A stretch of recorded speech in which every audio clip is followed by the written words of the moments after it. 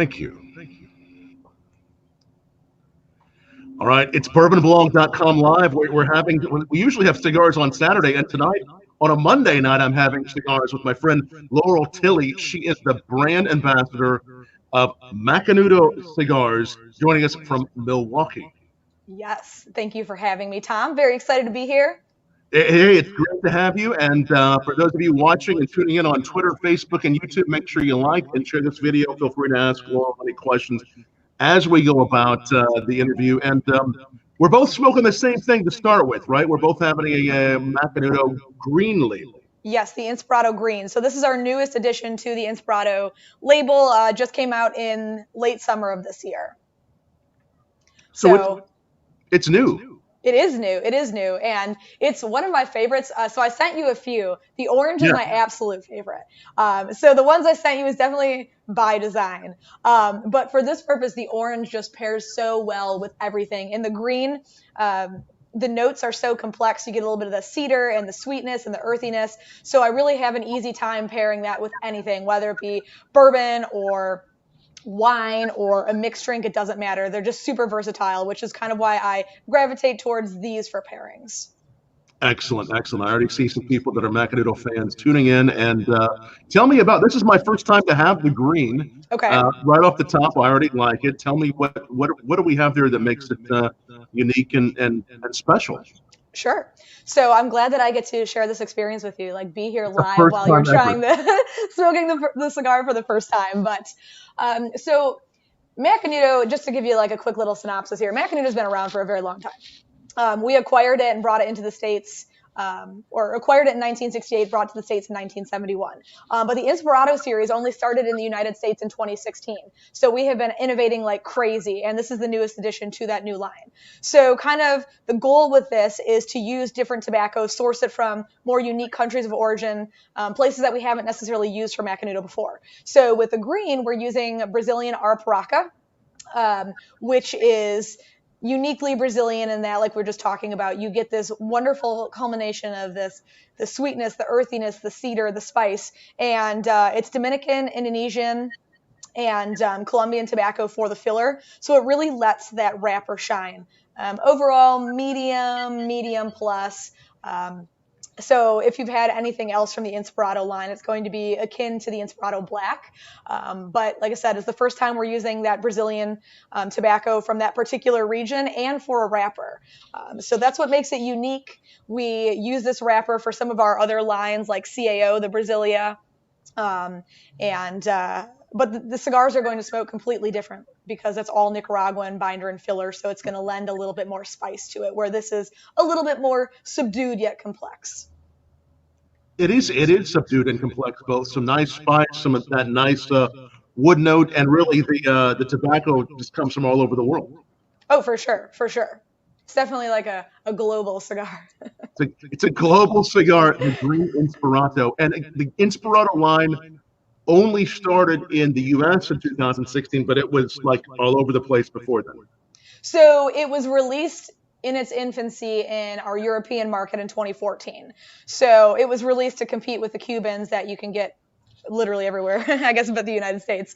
So it had to use different tobaccos, a little bit more complex blending, kind of have that Cubanesque style to it, which is, for me, something that is going to constantly keep you on your toes. It's not the same smoke from start to finish. You definitely want more of a dynamic smoke. So the orange delivered on that. But yeah, with the success in our European market back in 2014, we decided to bring it to the States in 2016. And that was actually the first time in 2016 with the Orange Churchill that we got rated in the top 25 from Cigar Aficionado for Macanudo in quite some time. So it was really just amazing to see the recognition that Macanudo is getting with this this new kind of breath, this fresh feel. And you keep on adding to it. You're doing a lot of cool stuff, and I see a lot of people watching right now. Tell us down below or tweet back to us. Tell us what your favorite Macanudo is here as you're watching BourbonBlog Live, and make sure you're following us on Twitter, YouTube, Facebook, all the great places you're watching from, and bookmark that link. Now, one of the things I told you, and it's amazing, I've been telling people, hey, I'm interviewing Laurel tonight from Macanudo, and so many people are saying the same thing to me, and that is, Macanudo, I believe, was one of my, if not my first cigar. Yes. Back not too many years ago, of course. But you hear that from a number of people. Then you had told me. Oh my goodness, all the time. Like, I don't know if I told you this on the phone. I may have, but I joke that if I had $1 for every time somebody told me their first cigar was Macanudo, I would literally never have to work anymore. Which I think is a really cool testament to what the brand is, that so many people started on Macanudo. And the Inspirado series is sort of a response to, okay, maybe people started with the Cafe series, which is our mellowest line and arguably one of the mellowest cigars on the market. So just because maybe someone who tried it 20 years ago and has since sort of moved on to something a little bit fuller bodied or complex, or just looking for something to deliver a different smoking experience, that's sort of what the Inspirado series is. But yeah, and specifically the Portofino seems to be everybody's first size too. Right. No, I think it might have been the Cafe I had first. Definitely tweet back and tell us if it was one of your first, or tell us what your first cigar was. It's kind of fun to hear the stories, people. All right. Already some questions from some Macanudo fans. Sure. They say they love Macanudo. Style and Stuff of Life is the name of this handle on YouTube. When selecting a new tobacco leaf, what kind of quality assurance tests are performed to ensure optimal quality and safety? All right. Well, that is a really good question. So for blends that are pre-existing, it's fairly easy because we can kind of just compare the leaf, whether it be the texture of it. So if we're using a Connecticut broadleaf that is grown in direct sunlight, it's getting a thicker and oilier wrapper just naturally by the nature of the tobacco and the way it's grown. So we know what that texture is supposed to be. We know what the color is supposed to be, sort of like what that oil content is. So it's pretty easy to gauge. It's like, okay, well, we've already had these. We've already had success with this for this many years. We know what the tobacco is supposed to look like.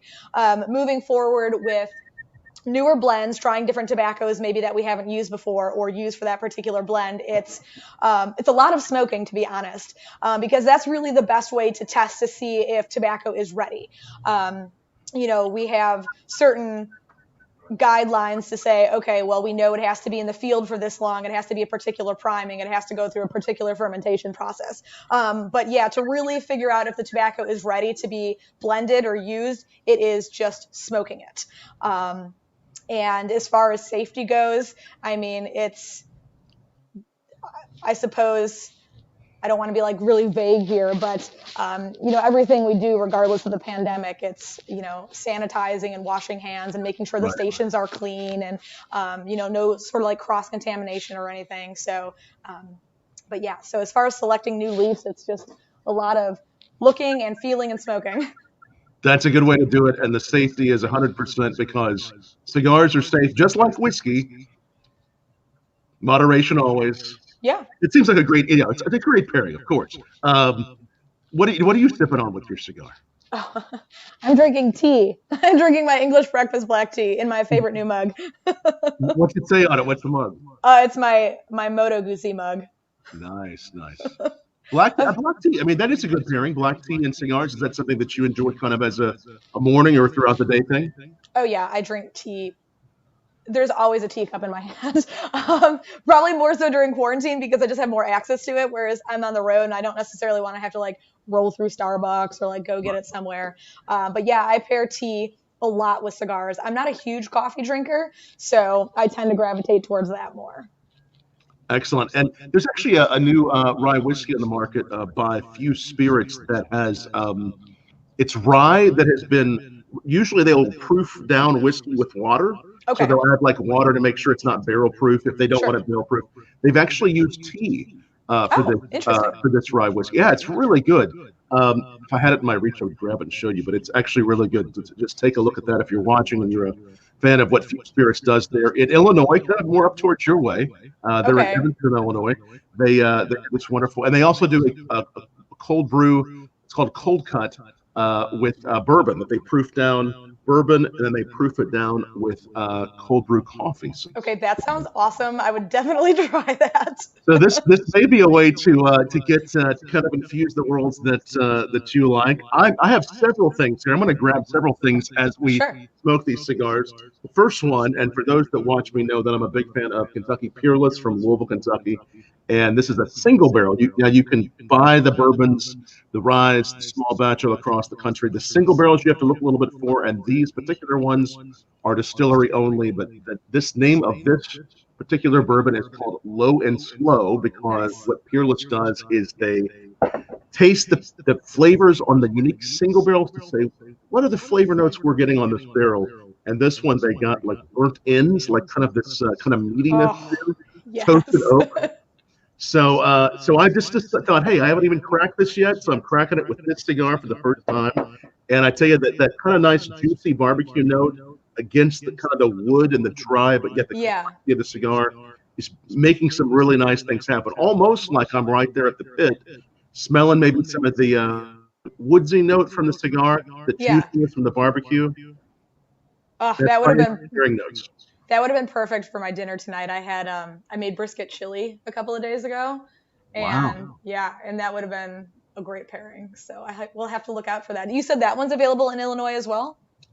You can find Peerless, I believe, up where you are. I believe you can, yeah. I mean, if they don't have it at Binny's, does it even exist? No, yeah, I think you can find it at Binny's. At least the small batches.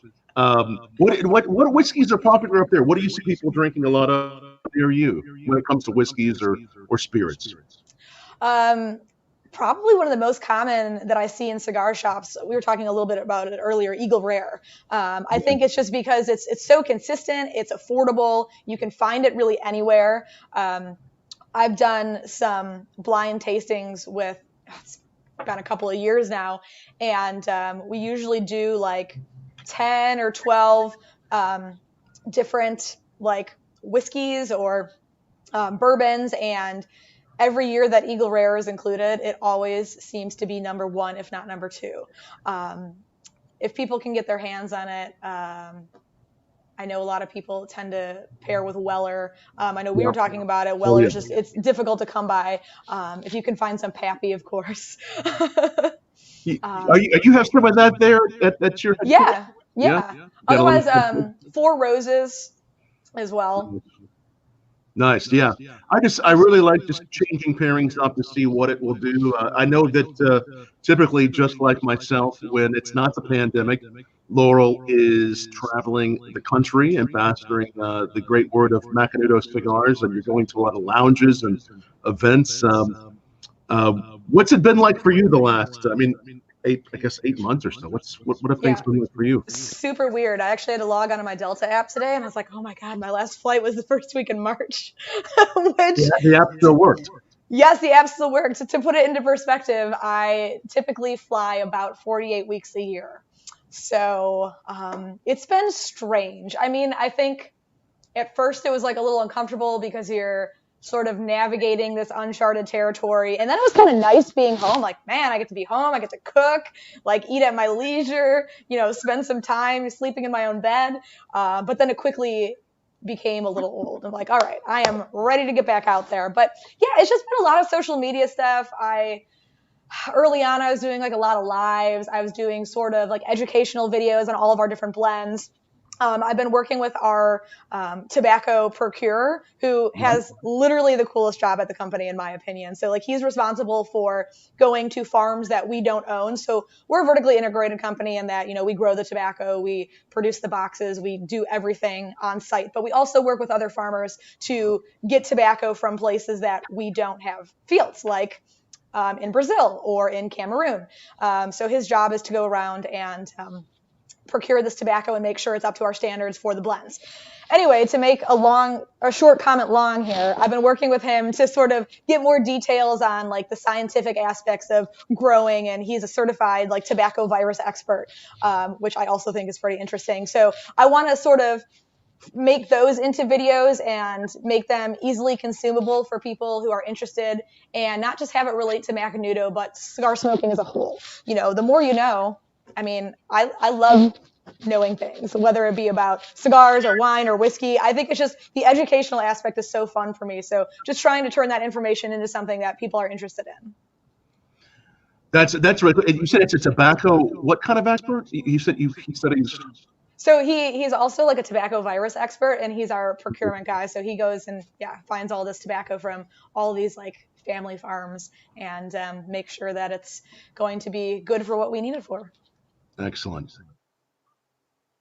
Excellent. And we've had of your fellow associates and friends there, like Rick Rodriguez and Sean Williams yes, on the show. Amazing. And I know that this thing, yeah, and so we had to get you too, because we want to talk to all of our great friends there at General Cigars. You all have been doing some lives together too, haven't you?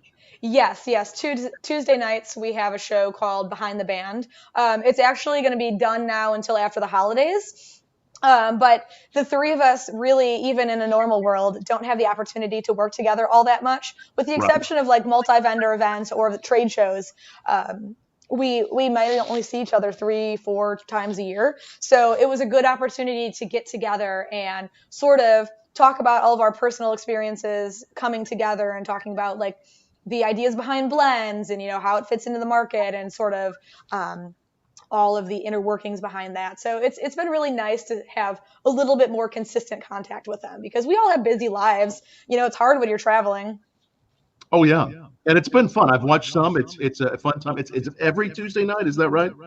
Yeah, it was every Tuesday night. I think we've been doing it for like 2.5-3 months now. And like I said, this last week was the last one until after Christmas, probably. So we'll see more of those it's called Behind the Band. Behind the band. We'll be seeing more of those after Christmas. Last week was your last one for a little while. I saw Sean was jet setting off to Paso Robles last week. Oh yeah, going to do the Rob Report stuff. Man, it must be nice to be on Cohiba.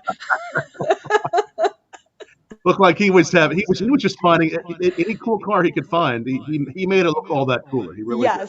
Yes. He also gets to go to Sundance, which I'm super jealous about. Which really, I love skiing. Like, I've been a skier for life. And Sean's like, oh yeah, I get to go out and learn how to ski. And I'm like, it's fine. I'm not here fuming. Maybe if we tell him we'll bring enough whiskey along, we can twist his arm. He'll let us come next time. It just might be. It might happen. Right. No, but Sean and Rick, both fantastic. I love being able to work with them and do stuff even at this capacity. Well, all three of you do an amazing job, and so does the entire General Cigars team. Now, I know that a lot of these cigar brands and General Cigars in general usually have some experiences. Can people tour that when they go down that area to actually experience it? Those have probably been closed off for a while, but you can actually get a chance to tour these, right? As far as the factories go? Do you have tours there or no? So right now, well, I guess not right now, but prior to 2020, we were offering it for retailers. So our territory rep would take a couple of retailers down there. We haven't offered it for consumers in quite some time. The only time it was open was during like Pro Cigar, where you could go down and kind of see all of the factories. But it is something that we are actively looking to do in the future, to open it up again for consumers in addition to retailers. Right. I understand. No, I've heard some retailers say it's quite a great experience there, and all the cigars are made right there. Oh yeah, absolutely. And it's one of those things where you consciously are aware that cigars are handmade. Like, you're told they're handmade. You read that they're handmade. You might see pictures in a magazine of the process, but until you actually go down and experience it firsthand, it is mind-blowing. I worked in cigar retail for about 6 years prior to taking this position. So I had the opportunity to go down to see a different factory tour before even coming on board with General. And I never griped at the price. Like, I think, for a really good cigar, anywhere from $8 to $12 is completely a reasonable price. And I never like balked at the price, but going down and seeing it for myself, it's like, oh my God, how are we not paying $30 a cigar? It's just the amount of time and passion and commitment that it takes to literally hand make every single cigar is almost unfathomable. Yeah, no, I've seen it at other cigar factories. It's an amazing process, and just the talent and the speed and the care to detail that these cigar rollers put into this is incredible. Yeah. So, okay, let me ask you a question. Obviously, you're the big bourbon guy. So, cigars, natural pairing, of course, but like, what got you into the cigar world? What got me into it? I've always enjoyed some cigars throughout my life, but more and more as I saw the interest and the enthusiasm from our fans and fans of BourbonBlog and just in the whiskey world, I wanted to dabble into it more and more. started doing some pairings and showed up some places like IPCPR, whatever it's called now. I can't remember what it's called now. PCA now. PCA, right? And just really found it would be a great exploration in the world, and really how can you take whiskey, what else can you put with it? When I go and do events in person, it's always, we want to do some interesting things, whether it's barbecue, whether it's cheeses and chocolates. But one of those things we found was really getting more and more popular as I would go and host events was cigars. So that just got me into it and experimenting with different types of cigars. And we love all kinds of brands of cigars. And obviously, just like you, we miss being there in person, but I am hosting a number of virtual tastings that, this one's a public broadcast, but we do a variety of private tastings. And I've even done a few where we've helped them acquire some cigars and some whiskeys across the country and brought people together. Okay, cool. Around a glass. And just to throw a plug in, if anybody is interested in my virtual tastings, that's my email address. And we do that are all up on one particular address that are like events that are on BourbonBlog.com/@home. And we're going to be doing more and more with cigars. And we did some with cheeses, and they were really popular. But Being from Wisconsin, that speaks to me. Oh, well, then you would probably, do you ever pair cigars and cheese? I mean, in the same, like, little cheese, little whiskey or wine and cigars? Do you do some of that sometimes? Oh, yeah. We have like charcuterie Sundays. So we'll watch like MotoGP and make a super fancy charcuterie board and smoke cigars. And sometimes, guess it depends on how we're feeling, we'll drink. But, oh, yeah, I pair cheese with anything. But, yes, it is a really fun thing to do, to have like your glass of wine, the cheese, do some like dark chocolate or like walnuts or something, especially depending on what we choose for a cigar. It's great. That is cool. Yeah. No, definitely a good pastime. Oh, what's that? I said it's definitely a good pastime. Sorry, what did you just say? It absolutely is. Every layer I think you can add to an event or an experience makes it that much better. See, it sounds like some fans of yours and friends of yours are tuning in. Tigrano, I believe. Tigrano says, Laurel, what's going on? You and Alex are supposed to come out to LA so my wife and I can get together with you two for a wonderful cigar lounge. Hurry up. LA is calling. So they're missing you in LA. All right. Well, you know what? As soon as I can be out there, I promise you I will. It's not like we don't want to come hang out with you. I miss being there too. That's nice to see some fans and friends of you and Macanudo tuning in. I miss being out in LA too, because I do a lot of whiskey events there, and it'll be good to be back out there.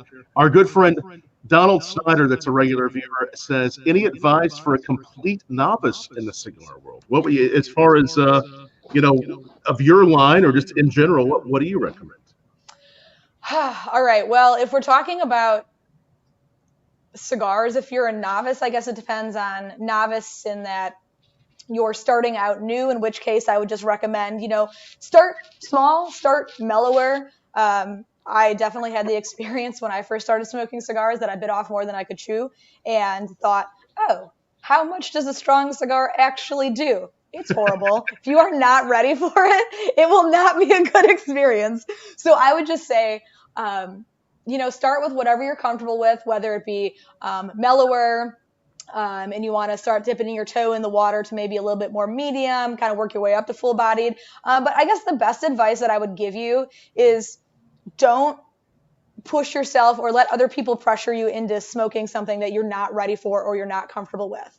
And if you like a mellow cigar, if you like a flavored cigar, even if you've been smoking for 10 years, who cares? You enjoy it. You're having a good time. It's how you want to spend your money and your time. Like, more power to you. Don't let anyone tell you that you should be smoking something else. Like, oh, you've been smoking for 2 years. Let's move you on to a crazy strong cigar. Smoke what you want. So that would be my advice in that regard. Also, I would say just pay attention to what you're smoking. Especially if you're newer and you kind of want to figure out what you like, take notes. People will keep like a cigar dossier and even take a picture of the band or kind of tape the band in it. If you don't like it, why? Did it not burn well? Was it too mellow? Was it too strong, too peppery? Just you don't have to overanalyze, but pay attention, especially if you are really liking something. So you can say, oh, this has a Connecticut broadleaf wrapper. I liked that it wasn't too peppery. So when you go in looking for something else and you can talk to somebody at a retailer, say, okay, well, this is what I liked from this and this is what I didn't like from that. I mean, it's very similar to like bourbon or wine or beer or whatever. If you don't like something that's super hoppy, like I'm not a big IPA fan, I'm going to go in and say like, hey, not really into a lot of hops. What can you recommend that still has these qualities? Right. So hopefully that was helpful. Well, that is helpful. I think keeping some notes and keeping, you know, an idea and a log of what you've done is a great idea. You said, now tell us a little bit about your background. You said you worked in retail for a while, and that's sort of how you found this position? Correct. So I was a cigar smoker just as a hobby when I was in college. And I had taken a couple of years off of college to kind of figure out what I wanted to do. And I ended up getting a job at this retail cigar shop in downtown Milwaukee. And it was fun. Like I knew the people, I knew the product. It was something that I could see myself having fun doing. And then I got stuck in there for like 6 years. And honestly, it was the greatest experience. I met so many great people. I mean, if I look at all the close relationships I have to this day, 90% of them are from that shop. So, yeah, so I was there for about 6 years. And then when I finished up my undergrad, I got hired by General to be an event manager. So I actually worked with Rick really early on, sort of as like the back end, like kind of event coordination role. So like, for example, if we were going to do like a golf outing or Taste of Chicago, it would be like the logistical stuff like that. And then show up, work the event. And then after a few months, I got promoted to being the brand ambassador of Macanudo. And I have loved it ever since. And I just hit my 4-year anniversary here. Congratulations. That's Thank you. Yeah. So I've been in cigars for a decade, which is crazy to think. You've been at it. You were in the retail side, 4 years with Macanudo, traveling all over the place. Did you do anything special virtually or there to celebrate your 4-year anniversary? No, to be honest, I forgot it was my 4-year anniversary until like 3 days later when I went on LinkedIn. I was like, congrats on your work anniversary. Then you realized, and since the time you've been in the business, a good decade, how have you seen it grow as far as just both with cigars in general and with Macanudo?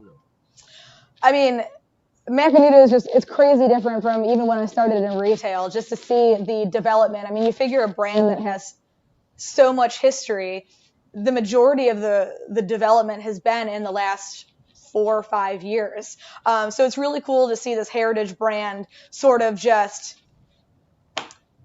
turn the tables on everybody and say, oh, we're no longer what you expect us to be. But as a whole, which is crazy to me because I feel like regulations are always becoming more strict and taxes are always getting worse, yet the cigar industry continues to grow.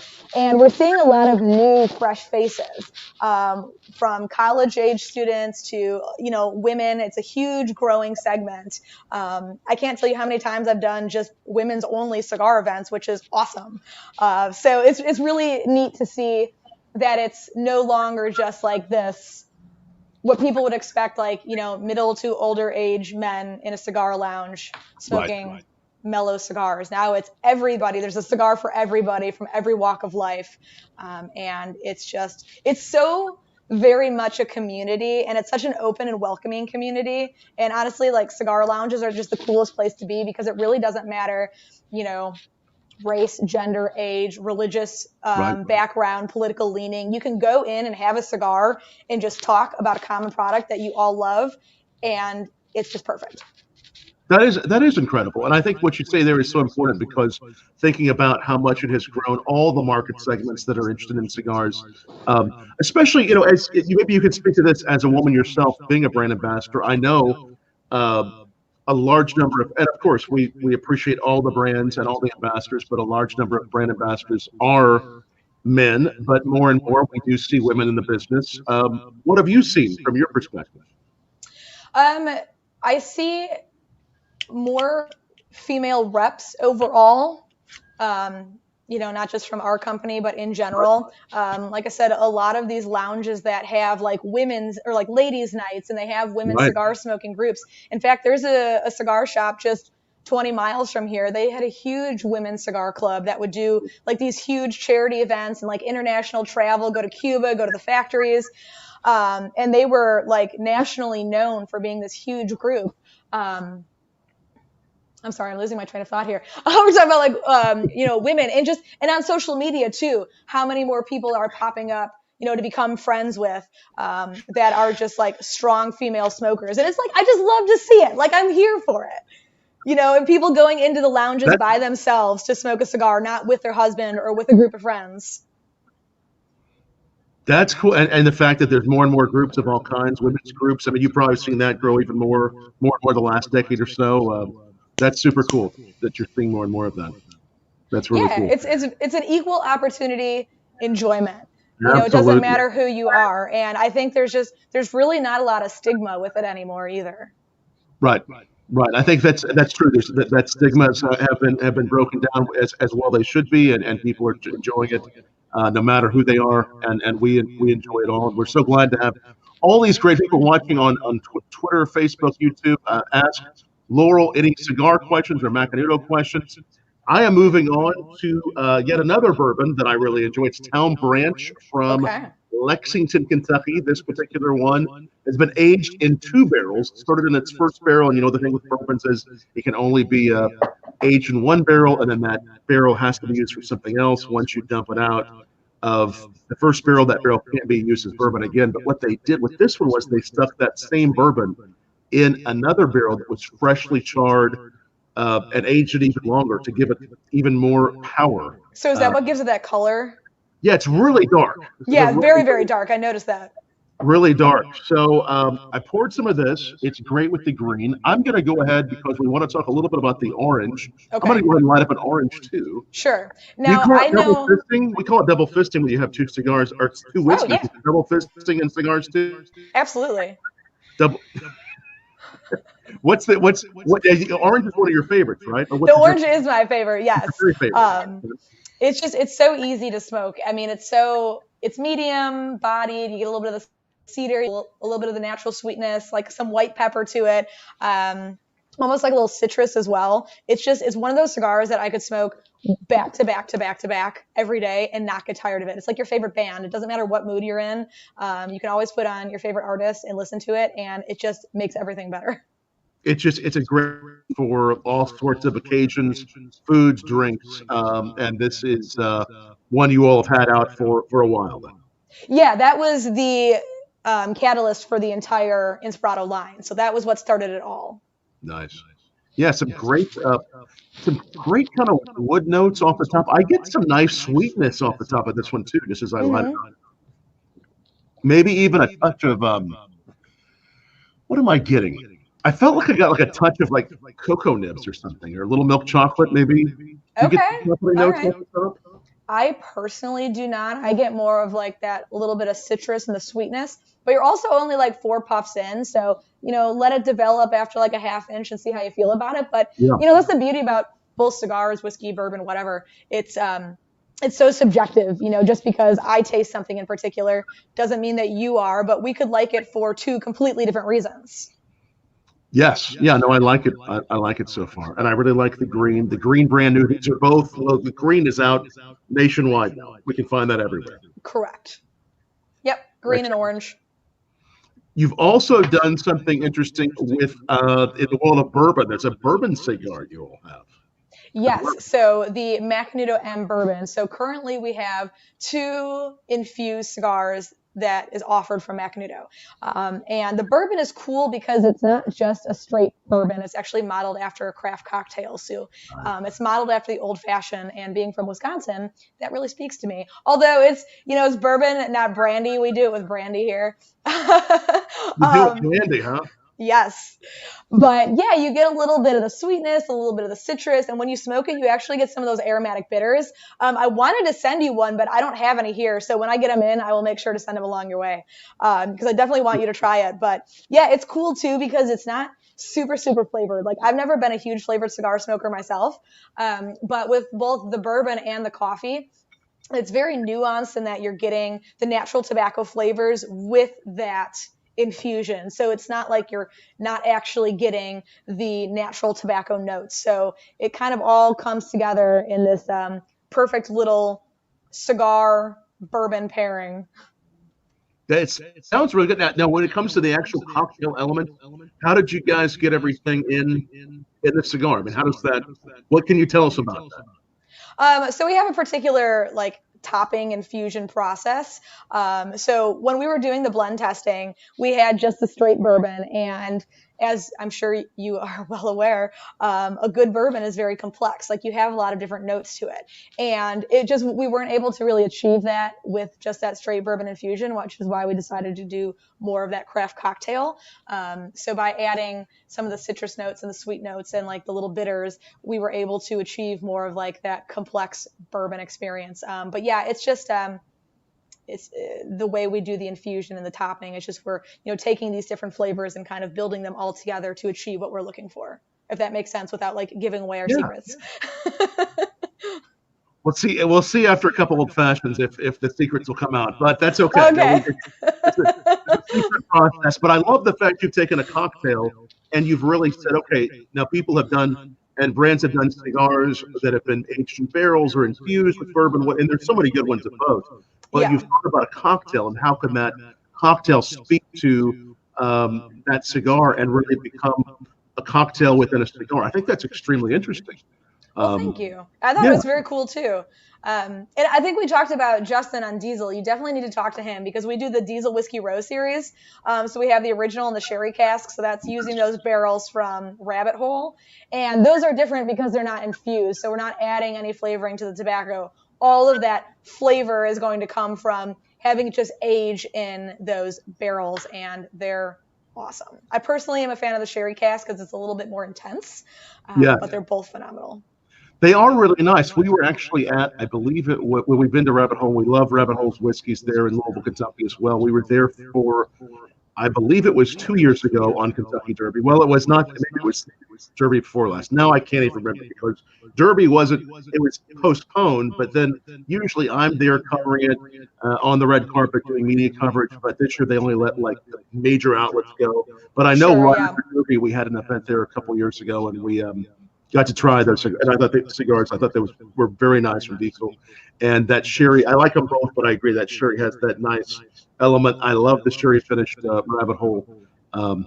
It's cool to see what's happening, how the worlds of whiskey and cigars are combining. It just makes sense. Yeah, it does. It does. So, would you take the cigar, the bourbon cigar is called what again from Macanudo? Is it the M? Is it the? Yeah. So the sort of like subline within Macanudo is the Mackinádo M, and then it's the bourbon, and then we also have the coffee, and then we're continuing to innovate within that line as well. So you could see some new stuff coming down the pipeline. Will we maybe even see another cocktail being infused into a cigar? Could happen, maybe. I don't know. Maybe we'll see. We'll just have to keep your eyes peeled. Well, we will be seeing some new releases on the M line probably in the near future from Yes, for sure. I really like this orange as I'm puffing on it here. Flavors are coming more and more. Again, the tobacco's in this. What is this comprised of? So that is primarily Honduran. So we're using a Honduran Osa, which is abbreviating Olancho San Agustin. So it's a smaller growing region within Honduras. And it's very unique because Honduran tobacco tends to be a little bit like inherently earthier and spicier, but that particular growing region is going to be a little bit smoother and sweeter. And it was also a proprietary tobacco for us for quite some time, but because the area doesn't yield a ton of tobacco, we don't use it for a ton of products. This is one of the only cigars that as a manufacturer we use that as a wrapper. And then we are using Honduran Jamastran for the binder, as well as one of the fillers, and then Nicaraguan Ometepe and Dominican Piloto Cubano. So it's a little bit of everything. It's like a kind of like the green. It's a very global cigar. It has a real mix of flavors. I mean, you definitely get a whole different flavor, some nice complexity in this. And the orange is your favorite. Yes, it is. And it's hard because there are other cigars from the line that at a certain time I think I would like more than the orange, but just in general for being able to smoke it all the time. It's great for a group of people because it doesn't really matter where you are in your cigar smoking career. It's just everybody can enjoy it. So yeah, it's like my old standby. It just never disappoints. Like, what's that for you for a bourbon? Amazingly, gosh, what would it be? Because you know what I'm saying, right? Yeah, Like, it's just no, I know what you mean. I know what you mean. There's so many good ones. I just really like, if it's a good bourbon, I like whatever's close by. I mean, I love both of these, the Peerless, the Town Branch that are in front of me. I like a good rye whiskey with a cigar, a nice spice, some nice spicy ryes, or just a really good cocktail. That we've been experimenting with cocktails and new ways to. One of my favorite cocktails with to pair with about any cigar is the Revolver, which is usually it was usually a bourbon. We made rye whiskey with some coffee liqueur, a little bit of simple syrup, and a little twist of orange, and it's really a nice cocktail called the Revolver, and that's been a really good standby just for a cocktail to pair with a cigar. With that coffee, those coffee notes kind of bring up some more of that earth, but on this orange, I definitely get more of that earth, more of that spice that Honduras is known for, and it's really killer. It's really nice. Okay, and you're not having any like issues with going between the two cigars and like having it, mess up your palate or anything. You gotta get some dark chocolate to cleanse your palate there, Tom. Not yet. I could go back and see. That's the fun thing. Do you sometimes do that? Do you sometimes have several things? Because I will have several things poured to go back and forth to taste between on a tasting. Do you do the same thing with cigar tastings so that you'll have one sort of anchor point to know what you're looking for? Yeah, if I'm just going to sit down and smoke a cigar, unless I've had too many bourbons and I'm not paying attention and I light a second one, I typically won't smoke two at the same time. But especially if we're selecting a new cigar, I will smoke them next to each other. So it feels like a year ago, but it was probably only a couple of months ago. We were blend testing for a new Macanudo coming out, a limited release one, and I had all the blends just lit, and I would smoke one, smoke another, take a sip of something to kind of cleanse the palate, and keep going back and forth to compare. Because if you smoke one cigar and then you smoke one later that day or the next day, even if you take notes, especially if you're testing with similar wrappers and similar blends, like to really get the nuanced differences, you have to smoke them next to each other, at least in my opinion. I think it helps. I think it helps to compare and contrast. It definitely helps me when I'm doing different tastes, whether it's for a competition that I'm judging or whether it's something I'm just trying to figure out. What do I like best of this set? It definitely helps. Now, when I was tagging you on Instagram earlier, I think I was trying to find the right your Instagram, all that. I think I saw there's several Macanudo branded lounges across the country, across the world. Is that right? So we have Club Macanudo, which is really our only Club Macanudo. Yeah, so that is in like Midtown Manhattan. I want to say it's like 57th in Lexington. 57th, I think. But if you're a bacon guy, let me tell you, their slab bacon is out of this world. It's like brown sugar and cayenne and like maple glaze, and it's charred on the outside, but it cuts like butter. Oh my God. Anytime Club Macanudo comes up, I have to talk about their bacon. And they serve the bacon there. Yeah, it's such a great experience if you're ever in the area to go have a cigar. Like, you don't have to be a member to go there. Like, it is a members lounge, but it is open to the public. So you can go get a dinner, smoke a cigar, drink. Friday and Saturday nights, maybe Thursday as well. They usually have live music. It's just such a fun experience. So highly recommend. But yeah, we really don't have like Macanudo standalone stores. Like, there's a couple lounges from independent retailers that might be like Macanudo Lounge branded. But as far as like an official Macanudo lounge, it's only Club. Excellent. So that's a place to go next time we get the chance to go to New York and check out what they're doing. Club Macanudo. Yes. And order and they always have the bacon there ready for to give you a slap. Yes, you just have to go in there and nothing else matters. I mean, all their other food is really good too, but it's seriously one of the best pairings that I've ever had. And I think pairings are valuable. I think you can really bring out the flavor of a cigar or whatever you're drinking if you do it properly. However, I don't think pairings are necessary. I am just as happy to smoke a cigar by itself or with tea, or eat food without a cigar or drink a bourbon or a wine without a cigar. However, when you find that absolutely perfect pairing, it is just magical. And when I was there, I had smoked La Gloria Collection Reserva with the bacon, and I don't remember what wine I was drinking, which is like a fuller bodied, like really fruity cab, and it was so good. It was one of those like life-changing pairings. Was the Lagoria, that was what you thought was like the best pairing for the bacon? Yeah, because it had some of that like almost molassesy sweetness to it that I thought would go really well with the caramelization on that bacon. So It was ideal. Wow. Yeah, some people tell me about like, you know, the ambassadors will say, you know, if it's towards the morning, I'll do this cigar, afternoon, evening. These are kind of the picks they have for different cigars for different times of the day. Do you have that as well for Macanudo? Yeah, I mean, our website Cigar World is really good about doing that kind of stuff, and I'll post stuff about like what I prefer for a morning cigar or what I prefer for an evening cigar. Like I said, I picked this because I had barbecue for dinner and it seemed like a really good follow-up. But yeah, you can definitely go and kind of find good morning, afternoon, empty stomach, post-dinner suggestions. That's always good. Now I see also in front of me, I don't know if I may light this one up, but this gold label one. Tell me about this gold label. Yes, so that was a mistake on my part because you wanted the original cafe, and I grabbed that and didn't even like see what it was. So I apologize. Okay. But it is actually the same blend as the cafe series, but it's taken from a lower priming. So what that means is if we're looking at a tobacco stalk, you have the leaves starting closer to the ground all the way up to the top, which is like where the Ligero is. So by taking these lower primings, there's only, I think it's like 3 or 4 leaves per plant that yield what we consider true gold in Connecticut. And it's grown in the Connecticut River Valley domestically. So there's more sugar concentration at the base of the tobacco plant. So by taking these lower leaves, you're getting a sweeter smoke. So that is still using the Connecticut shade grown domestically for the wrapper, Mexican San Andrean tobacco for the binder, as well as a little bit in the filler, and then Dominican Piloto Cubano. Just the difference between that and the original Cafe series is that the wrapper and the binder are what we have being the true golden Connecticut with that lower priming. And it is a limited release cigar. We only do it in May annually, and then every year we come out with like a fun new size. So this year we had the Gold Torpedo. Gold Torpedo. And so this is so would it be a little sweeter than the cafe then, or would so it's just going to be a little bit sweeter.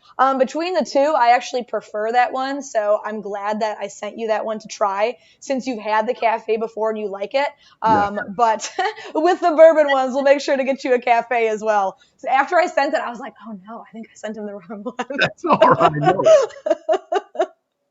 No worries. It's a little bit more. No, you said some great stuff. This is a little bit more limited, and again, it comes from the lower part of the Ligero. The lower part of the plant. The Ligero is like the top, so you've got like Ligero, Viso, Seco. And then each plant is going to have between like 5 and 7 primings, depending on what plant it is, what you're looking to do with the tobacco. It's not a cookie cutter approach. Everything's so different.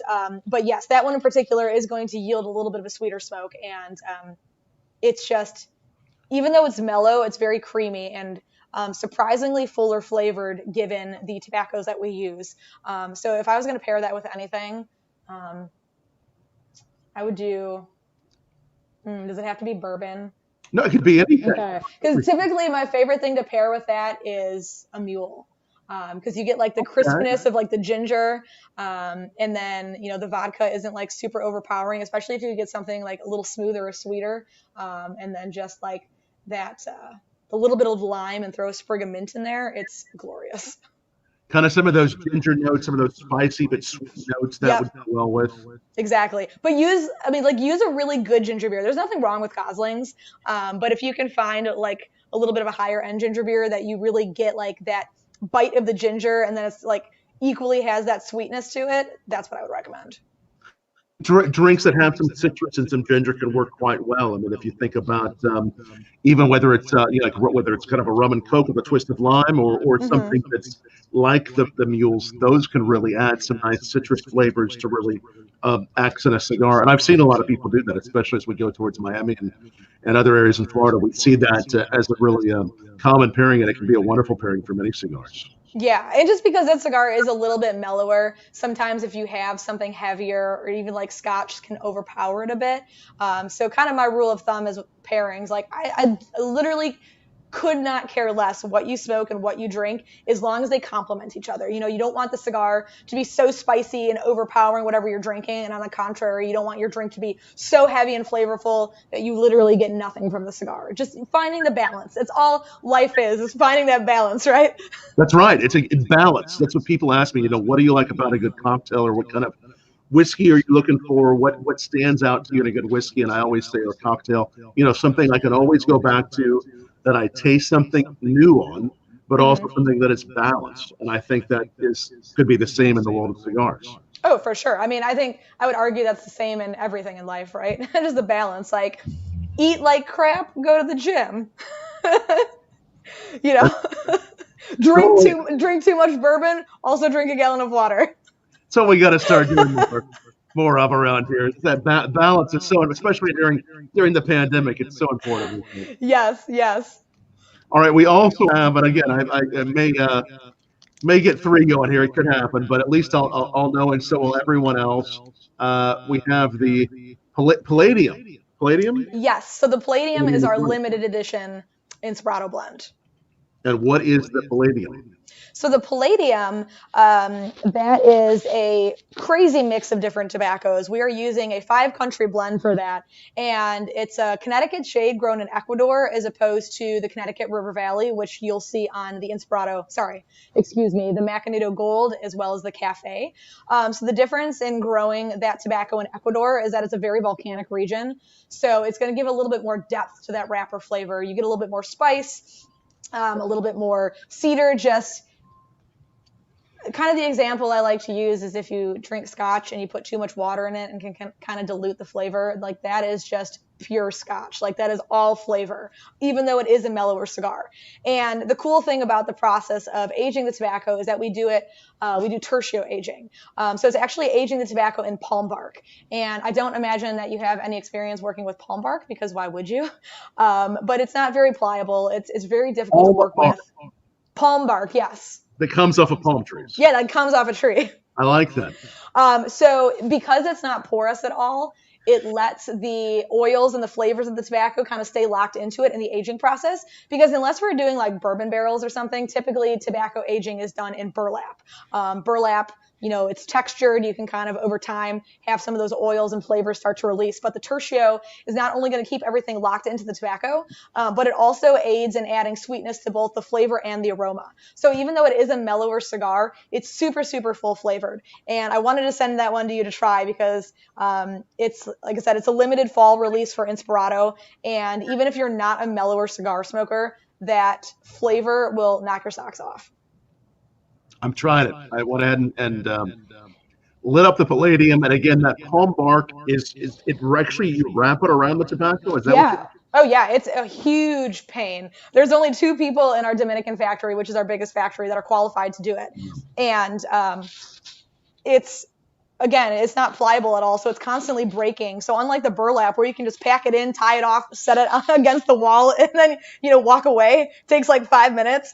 The tertio is a ridiculously lengthy process because you have to keep layering and layering and layering because you can't let any of that tobacco be exposed. But because the palm keeps breaking, you need to do a lot of different layers, and it's just, it sucks. Like I watched them do it because it was one of those things where like, okay, obviously I'm never going to be able to learn to do this, but I'd like to actually see the process. And I was like, I do not envy you. No, it's a really interesting process. So the palm bark then adds, that's the wrapper, or is it the wrapper that does that process, or is it the filler? So for the tertio process in particular for this, we're doing all the fillers in it. The fillers, okay. Yep. So that palm bark will add more spice, more oils? What will it? So a little bit more sweetness, both in the flavor and the aroma. So the oils from the palm bark start to kind of work with the tobacco, and just the natural flavors found into the tobacco are allowed to sort of stay concentrated as opposed to sort of aging out over time as the tobacco matures.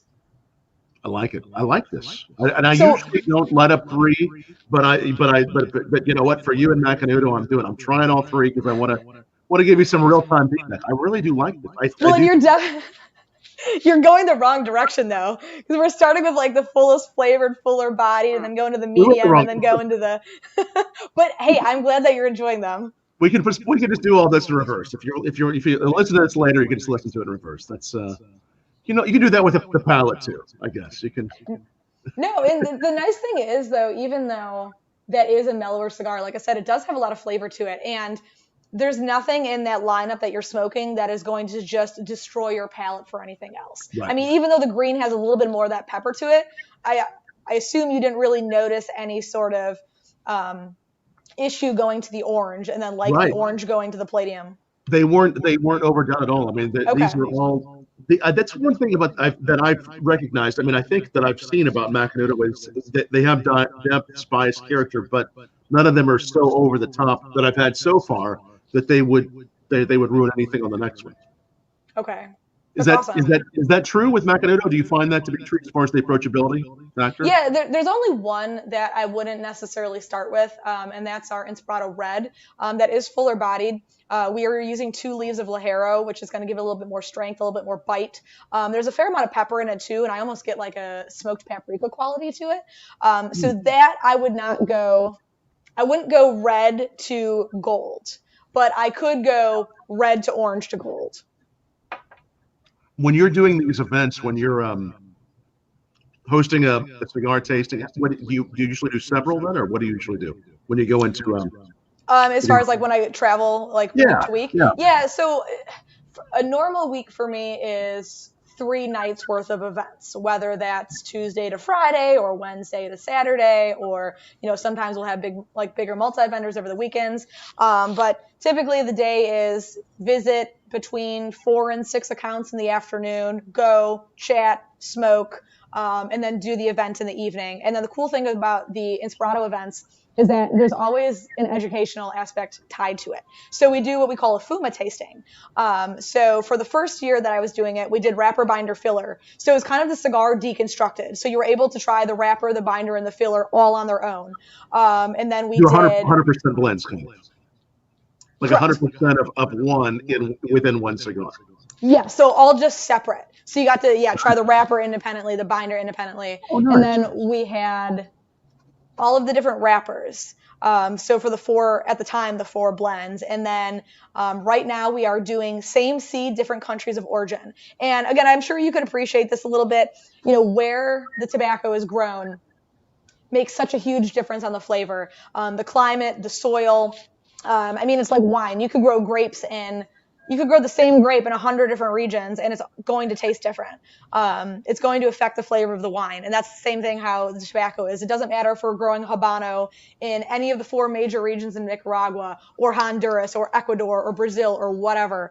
It's going to completely affect the flavor of the tobacco. So right now we are doing all Habano seed from 2 regions of Honduras and then 2 regions of Nicaragua to sort of give you a sense of why that soil, or like how the soil actually affects the flavor. I like this one. I like this Palladium. I think that there's a nice, almost from on the top part of the cigar, in this first part of the burn, I'm getting some nice kind of almost, they're kind of like a little bit, I would say, and maybe it's just the bourbon I'm pairing it with, but maybe a little bit of baking spice, but also this kind of creamy backbone that's there. That's really, that's very subtle and kind of almost silky on the mouthfeel. Okay, you are not the first person to say baking spice, interestingly enough.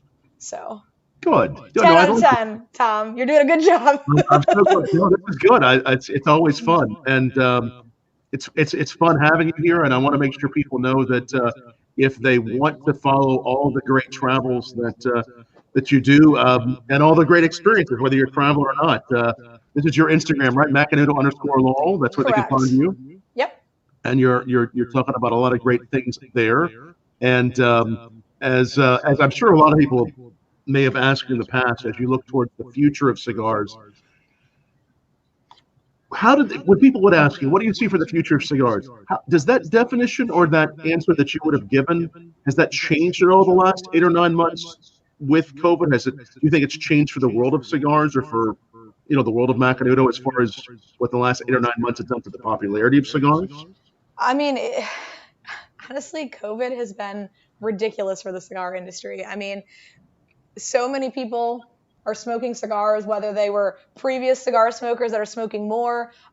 We're getting new people entirely. I mean, I think like a lot of industries, it was just the concern of the unknown, like, oh, are people going to want to spend like disposable income on tobacco, with everything being so uncertain. But I know that cigars are a stress reliever. They're a stress reliever for me. So I don't know if other people are capitalizing on that as well. Right. But just to see this like mini boom in the cigar industry has been awesome. Right. And just the new interest in it's something that I could never have anticipated ever. So I think it's good. I mean, so it's really been a positive. Yeah, I mean, we obviously want things to like go back to normal and everything, and everybody to be safe and healthy, and to be able to kind of like, resume our normal lives. But yeah, I hope that anybody who has really dipped their toe in the water for cigars for the first time during this, they continue to enjoy cigars in the future, or, people who have had the opportunity to smoke more cigars, they can say like, oh, this is a really nice, whether it be daily, weekly, monthly ritual for me, that they keep enjoying that, because it's social. You can do it socially, you can do it individually. It's, like I said, for me, a stress reliever. So there's a lot of intrinsic benefits to it. You can jump online and do it with friends there virtually. Mm-hmm. And it's a good thing. These are all really tasty. And as you look forward to getting back on the road, where are you most looking forward to going? You have a lot of places you love to travel, but do you have a couple places you're like, look forward to going back there? Yeah, I was super into Nashville last week. I was there because I love the food. I love Nashville hot chicken and barbecue, so I was very into that. But just there's a lot of places that I want to go to kind of make up events that I wasn't able to do. So there's one account out in the Allentown, Pennsylvania area. She is just a wonderful woman. She's had the cigar shop for a few years now, and they were celebrating their anniversary, and I didn't get to make it out there because of COVID. So I really want to go, be able to do a makeup anniversary event with them and go out to the Philly area for her, and a couple other accounts that, again, we had some bigger stuff planned. So honestly, I'm just excited to get back on the road in general. If it's in the winter, I prefer to go somewhere warmer. So, maybe I'll be looking at the Florida market, Texas, right, LA. We'll go see our friends out in LA. I love being in LA. I'm there good. Well, I'm in California good several months of the year, usually when I'm not when it's not the pandemic. I'm really looking forward. You were mentioning palms and the palm bark. Yeah. I do a number of events in Palm Springs. I love going to Palm Springs, and I like having a whiskey under a palm tree. So next time I do that, I'll try to do one of the Palladiums underneath the palm tree in Palm Springs. That sounds super relaxing. Having a whiskey under the palm tree. That's what I'll do. Actually, on this last one here, I have poured, because you said limited edition. To get in the holiday and Christmas spirit, I have a whiskey here called Bad Sweater. There actually is a sweater that comes with at some accounts. You can buy really? This is Savage and Cook from Mare Island, California, near Napa. And what they do is they age a lot of their whiskeys in used red wine barrels. But for this particular one, they flavor it with brown sugar and holiday spices. So limited whiskey with a limited cigar. And what a great time chatting with you tonight, Laurel. Thank you so much for joining me here and having some fun with 3 cigars and some whiskeys and some tea and a lot of good times. Now, are you going to finish all those? I have 3. You're going to be out there for another 3 hours finishing all of your cigars?